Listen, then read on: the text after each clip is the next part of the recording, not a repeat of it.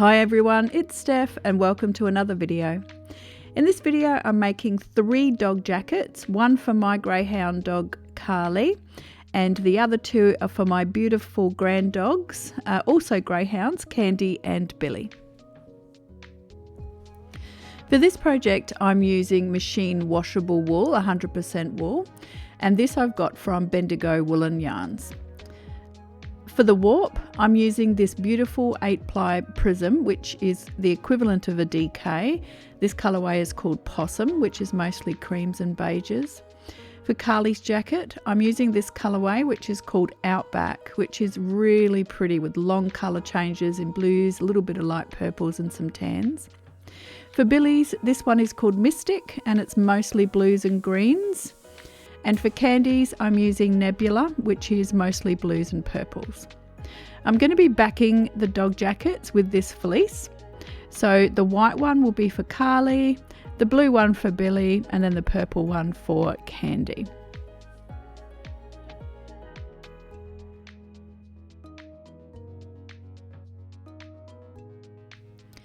I'm going to be hybrid warping this because it's quite a lengthy warp. So I'm measuring out 1 metre, which is around about 1.1 yards per dog jacket, plus an extra 50 centimetres for loom waist. I'm really glad I put another 50 centimetres in for loom waist because I ended up using that for the straps that go around the neck and around the belly. I've already worked out my warping pattern on my warping board here, and I'm just making sure that it's enough. After I did that, Carly was in a super playful mood today, and when I brought out the yarn, she started playing with it. I did manage to get it off her, but now I just have to untangle the first few metres, but finally I got that done. I'm using my big loom for this project, so this is the 80 centimetre or 32 inch width rigid Heddle loom. And here I'm just centering for a weaving width of 75 centimetres, and I'm just using some scrap yarn to mark where I will begin and end the warp to make things easier. The reed I'm using is a 7.5 dent, but you can absolutely use an 8 dent.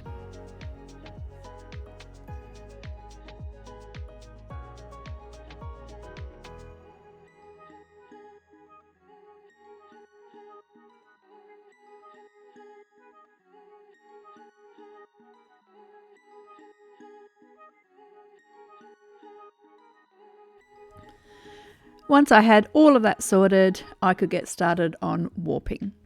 One thing I had forgotten is how stretchy wool is. I tend to weave using cotton and linen in summer and then switch to wool and alpaca in winter.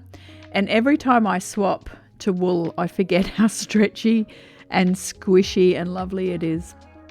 I did use the 2 entire balls for warping.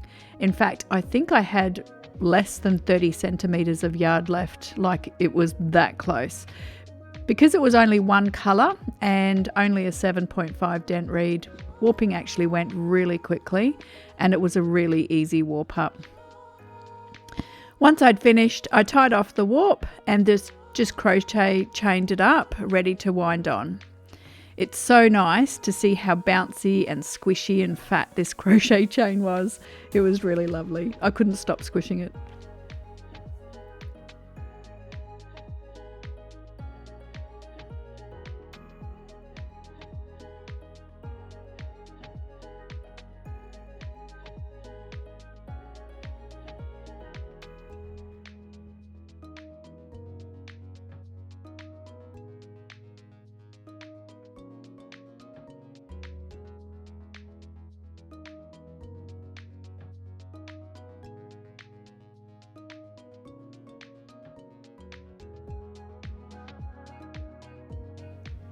I used my DIY tensioning device to wind the warp on and just used brown paper as the separator, and it was super easy and the tension was just perfect. And I'd forgotten again that wool is just stretchy and there's less issues with tension with wool.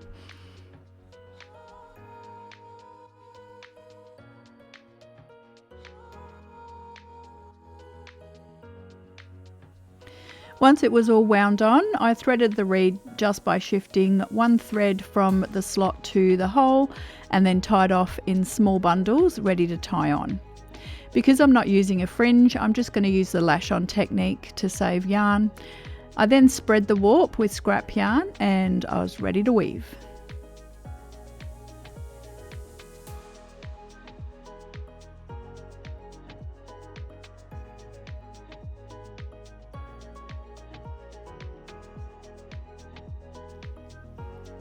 So first up is Carly's dog jacket, and I'm using the Outback colourway for the prism yarn from Bendigo Wool and Mills, and I can't wait to see this one woven up because the colours are so pretty and there are long slow colour changes, so I think this will really suit her tan colour and her tan fur.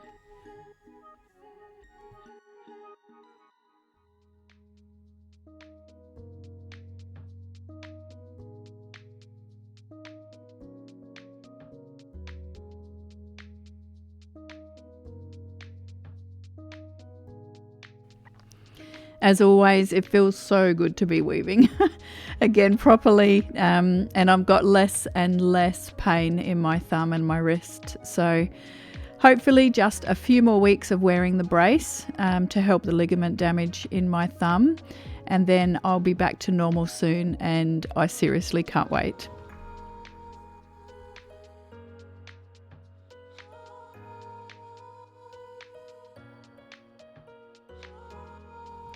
To keep track of when I need to change weft yarns, I usually just use a dressmaker's tape measure because it's flexible, and I just clip it on using a quilter's clip to the edge of my work.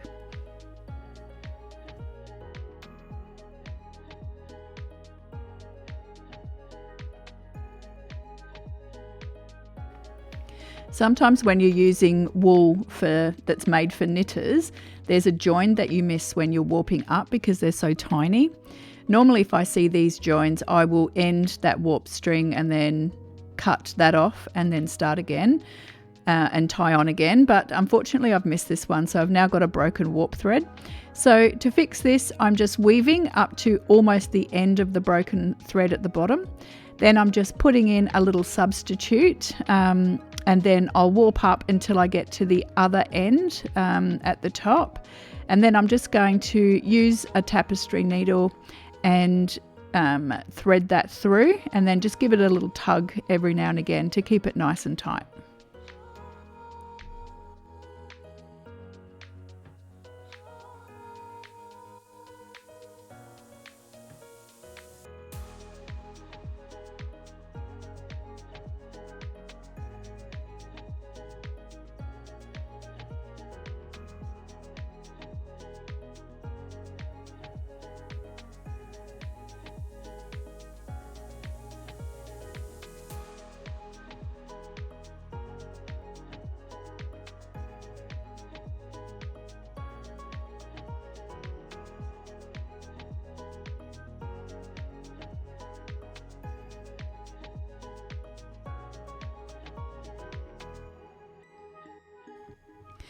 This Outback colourway is so pretty, and I definitely want to use this yarn again. So may have to purchase some more, I think.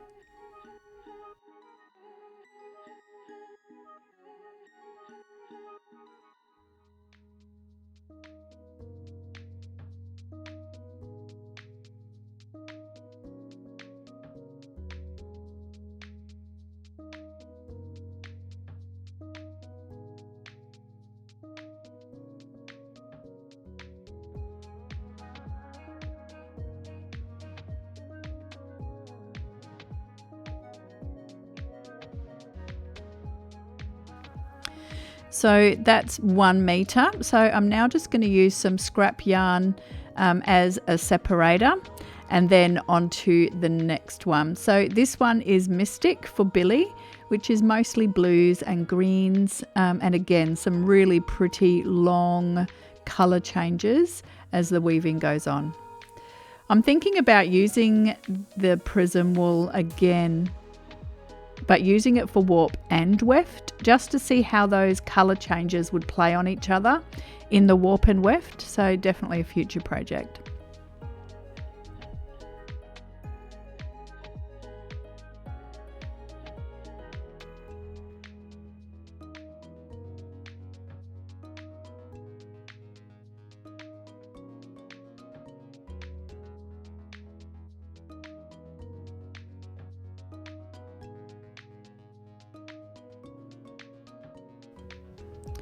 This yarn and most wool actually can be a little bit sticky. This one isn't too bad, and it's still quite easy to work with, but you could definitely notice it as you got closer to the heddle before winding on. So if you are using this yarn, I would recommend winding on probably when you're halfway up instead of closer to the heddle.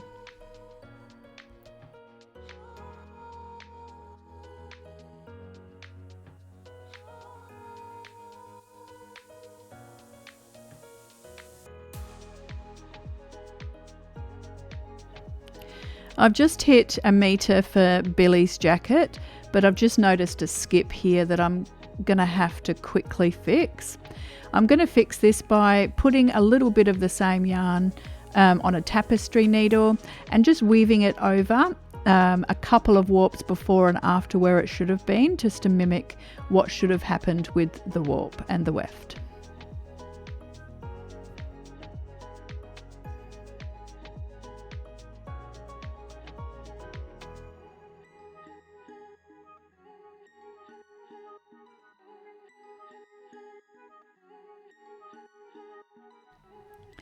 And lastly, we're using the Nebula colourway for Candy's jacket. This also has really pretty colour changes through light blues, darker blues and into mauves and purples. So pretty.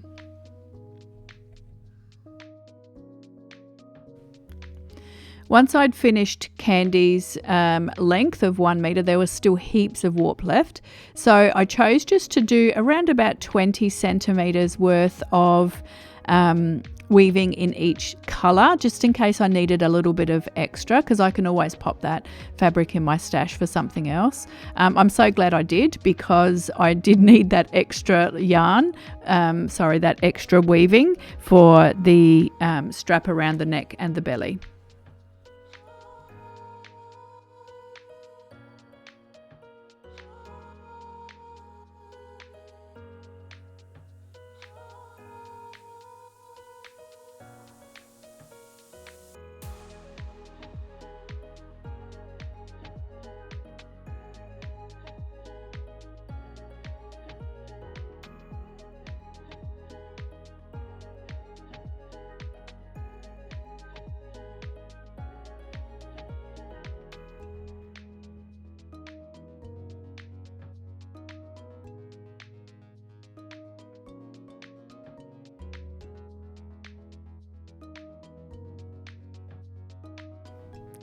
Once that was done, I secured the fabric with just a couple of rows of scrap yarn and then just cut small sections off and then knotted it close to the fabric to secure it for when I washed the fabric.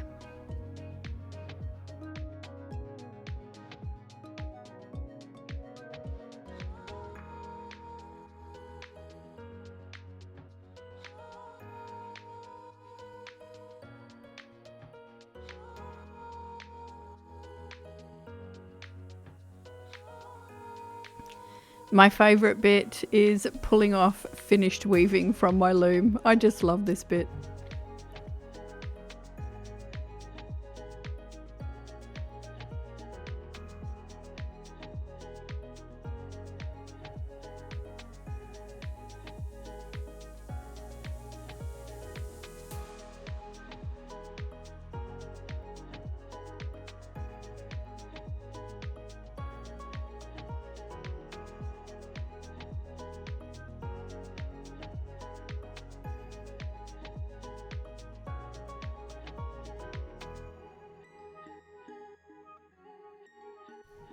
Because this is machine washable wool, which I chose deliberately because, you know, dogs, I wash this in my washing machine on the delicate cycle with a little bit of wool wash, and they've come out perfectly. Minimal shrinkage, but everything has just come together really nicely. So then I've just given it all a really good iron, and then we are ready to sew up our jackets.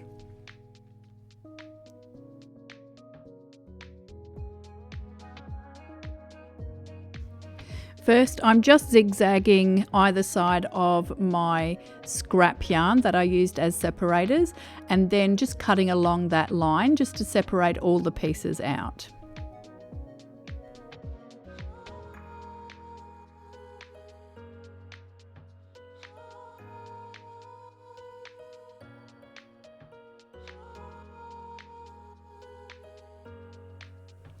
So here we can see I've got the 1 meter by 73 centimeters worth of fabric, and then the 20 to 25 centimeter strip for each colorway and each jacket ready to go. Now I need to figure out the pattern. To work out the pattern, I just stuck a whole heap of spare paper together, and then I'm using this dog jacket that I just bought at my local cheapie shop.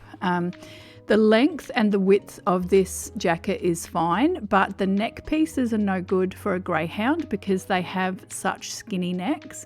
So I knew I didn't want those straps at the top, and I was going to put a separate strap on.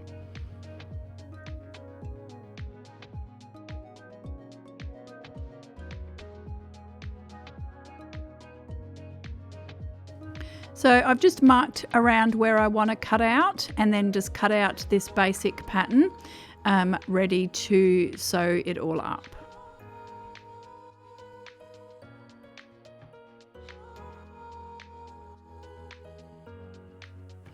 To make sure both sides were the same where the neck is, I just folded it in half and then cut that to make sure that that's all the same.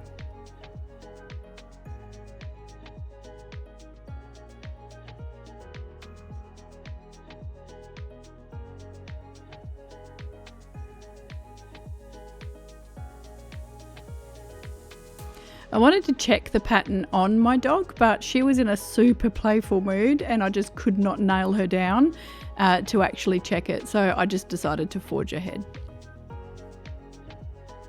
It was at this stage where I realised I was definitely going to need that extra weaving that I did at the end, and thank goodness. So this pattern actually fit almost perfectly for the weaving that I had. I decided to cut both the fabric and the fleece together. So I've just popped them together, smoothed them all out, put the pattern on top.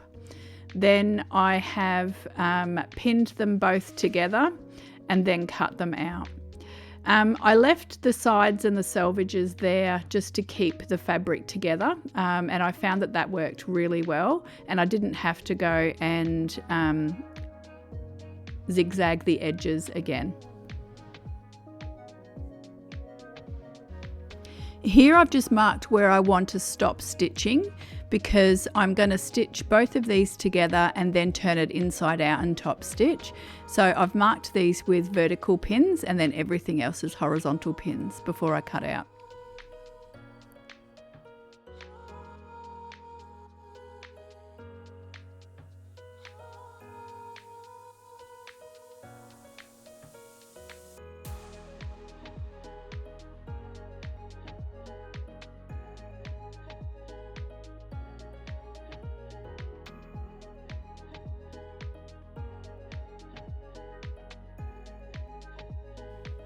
To stop the fabric from unraveling, I just quickly taken the pins from the top layer, including the pattern, and just put them in the bottom 2 layer just prior to sewing this together, and this worked really well to keep the fabric together and stop it unraveling.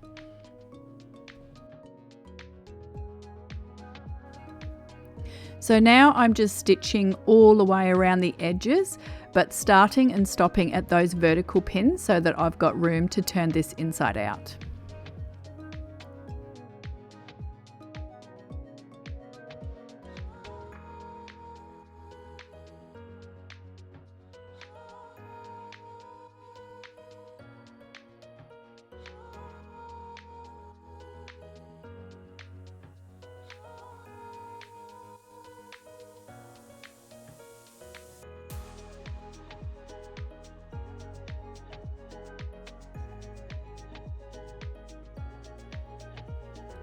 Now that I've finished stitching, I'm reaching through the gap and turning this inside out, and then just pressing with my fingers all along the edges to make sure that it's where it should be and it's not bunching inside. Then I've just pinned that down to keep it nice and neat. Then I'm going to top stitch all the way around the edges. This will not only make it look neat and tidy, but it will also help to secure the weaving and the fabric raw ends on the inside and make it a little bit more durable.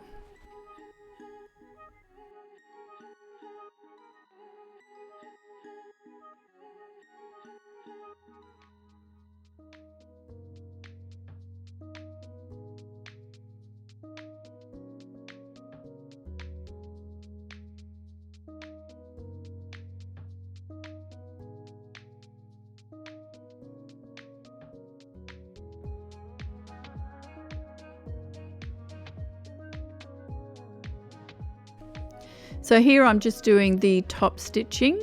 So I've come in about 1 centimetre from the edge and just stitching all the way around the outside of the jacket, and that'll make it look nice and neat and tidy.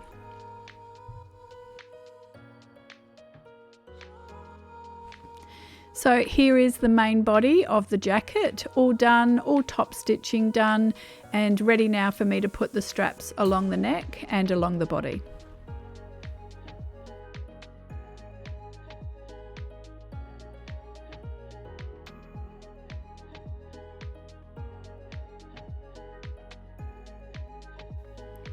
So for the straps, I'm going to do exactly the same.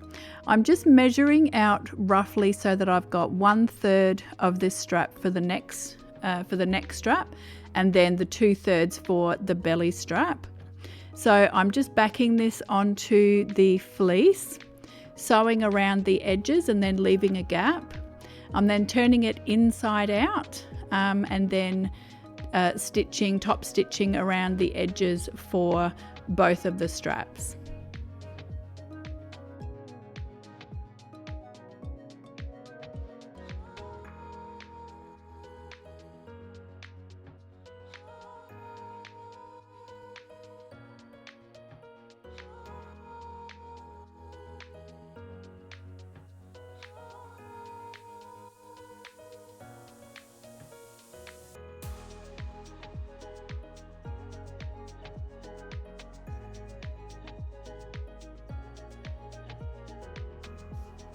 So now it's time to add the fastenings on.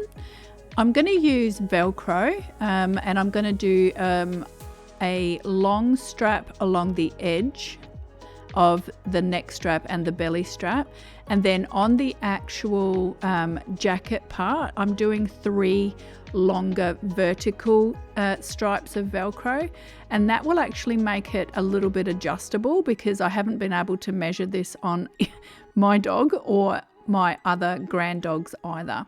So that should take care of any differences in neck sizes and belly and chest sizes when you actually go to fit the jacket.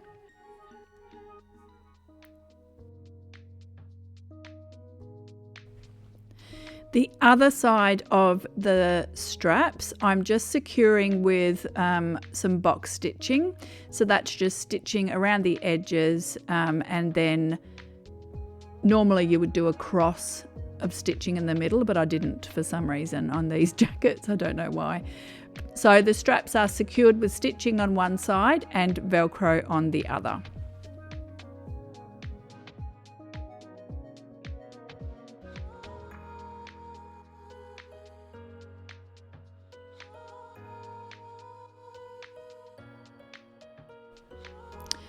Once that jacket was done, I just went ahead and repeated all of those steps for the other 2 jackets for Billy's and Candy's.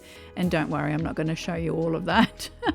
But yeah, it was finally done, and I am 100% in love with these jackets. I love them so much.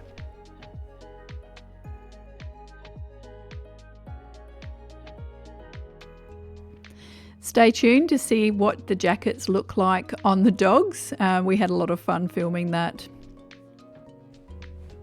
These jackets were actually surprisingly easy to make, and I'm so happy with the result. I can't wait to take the jacket and try it on Carly, and then go and visit my son and daughter-in-law and see if the jackets fit Billy and Candy. I've loved this project. I'm going to keep the pattern so I can redo it, and also after a little while I'll have a look and see what I want to change for the next jackets. As always, thank you for watching. I hope you've enjoyed this video, watching it as much as I have making it. And as always, thank you for your support. If you do wish to support me, then please click that like button and subscribe if you haven't already. If you wish to support me monetarily, I do have a Buy Me a Coffee account, and I'll pop that link in the description. Hope you all have a wonderful day.